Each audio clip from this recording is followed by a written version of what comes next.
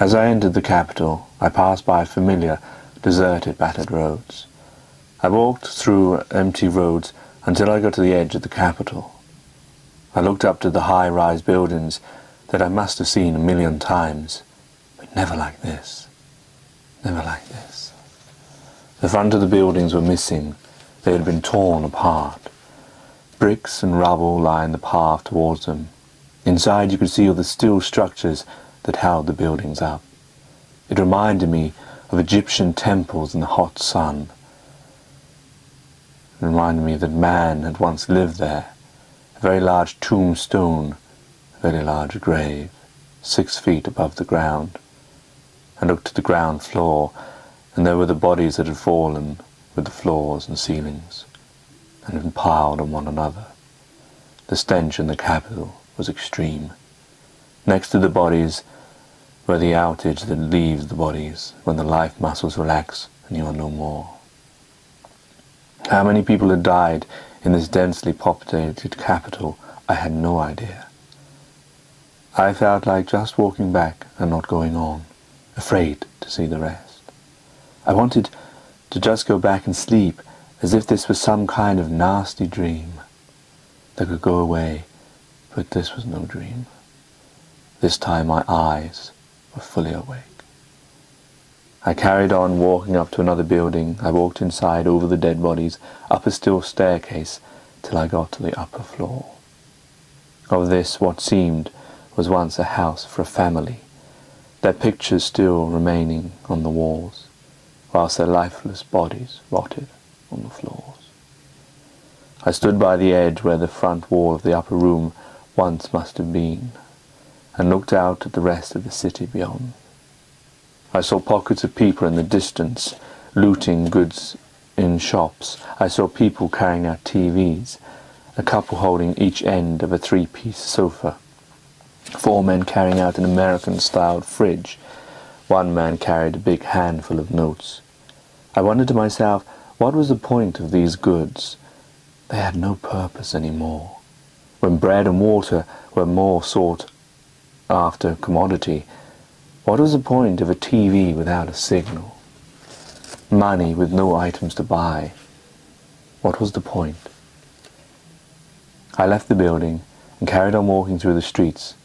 As I did so, it was as if I had travelled through time, as the side of the street seems transferred to some Dickensian time.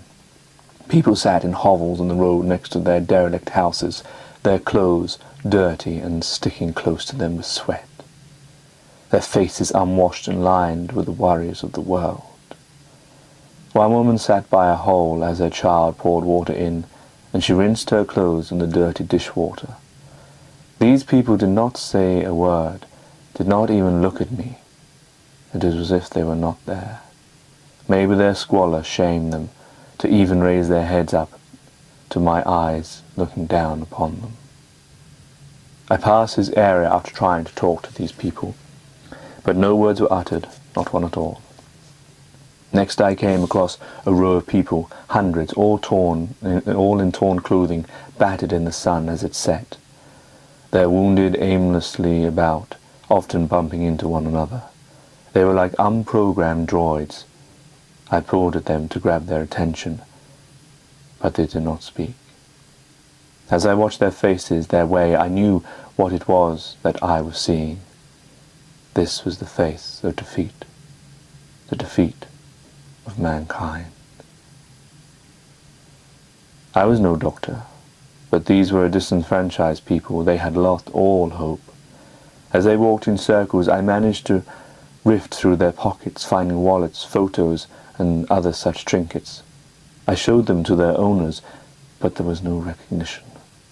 I could well imagine their wives, children, husbands could be walking right next to each other, bumping into one another, only to move on again. I felt a wave of depression crushing onto me. I felt as if I had seen everything possible, but this sad painting that animated itself in front of me was far the saddest thing I had seen. Mankind had lost his reason to go on, his hope. I felt these strangers alone and carried on till I found myself in front of the building where the Premier lived. The building stood in its full glory. The bright red painted door was as new as when it first had been painted. The door was ajar, so I let myself in. It was dark inside, as was most of the capital.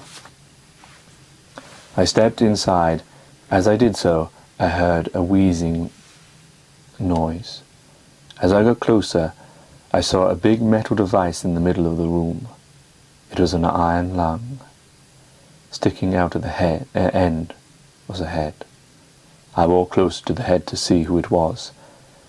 I shouldn't have been surprised, as it was the head of the Premier. He seemed in some kind of great pain. I had no time to ask him what was the matter, as out of the shadows jumped 4 men who pulled me to my knees. "Come to pay your respects, man." "Sorry," I muttered. "No matters." "What?" There ensued a silence as one of the men hit the face of the Premier, and he screamed out in pain. "What are you doing to him?" "What's it got to do with you, matey? What we do to him, he's as much our leader as he is yours, and we are reconciling him with the full force of people's democracy. You see, as we see it, it's his fault we're in this shit situation. This lack of willingness to look after us, every man must face his deeds. Here cometh his retribution." "And what makes you judge and jury?" The man turned around and slapped me across the face, causing my lip to bleed. "Did I make you bleed? Did you like that? I can inflict more pain if you should choose." "Why is he in an iron lung?" "Good question, matey.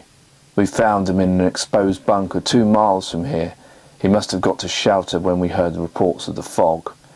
Maybe he didn't get there in time and his lungs failed. We're not sure. His doctors put him in it. We found him like this and dragged him all the way back to his home with his people to face this situation like a man with us rather than hiding away underground." "What are you going to do with me?" "Oh, I won't worry about yourself. You're like us." "I doubt it," I murmured. "It's him who has to worry. We thought we'd make him suffer, like all of his people we let down.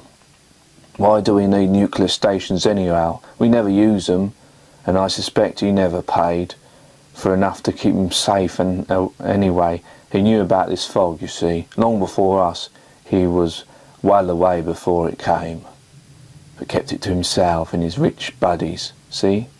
And they all found themselves a nice underground grave to wallow in, whilst we already mortals up here died in our own filth.